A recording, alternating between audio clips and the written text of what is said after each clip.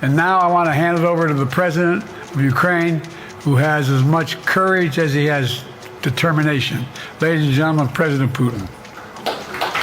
President Putin. He's going to beat President Putin. President Zelensky. I'm so focused on beating Putin, we got to worry about it. Anyway, Mr. President. I'm better. You are a hell of a lot better.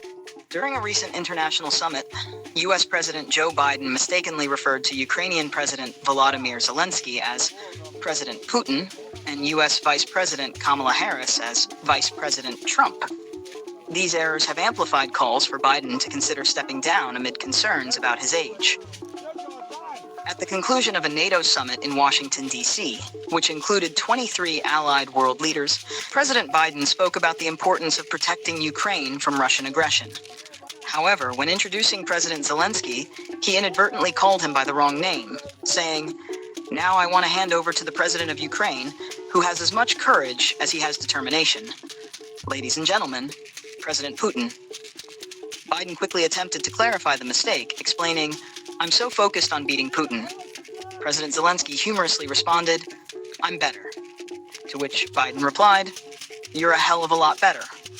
Look, I wouldn't have picked Vice President Trump to be Vice President, but I think she was not qualified to be President. So let's start there. Number one. Later, during a second press conference, President Biden was asked if Vice President Kamala Harris was qualified to assume the presidency if necessary. He mistakenly said, "I wouldn't have picked Vice President Trump to be Vice President, that I think she was not qualified to be President." Former President Donald Trump promptly reacted on social media, posting, "Great job, Joe." President Biden responded on X, formerly Twitter, stating, "By the way, yes, I know the difference. One's a prosecutor, and the other's a felon."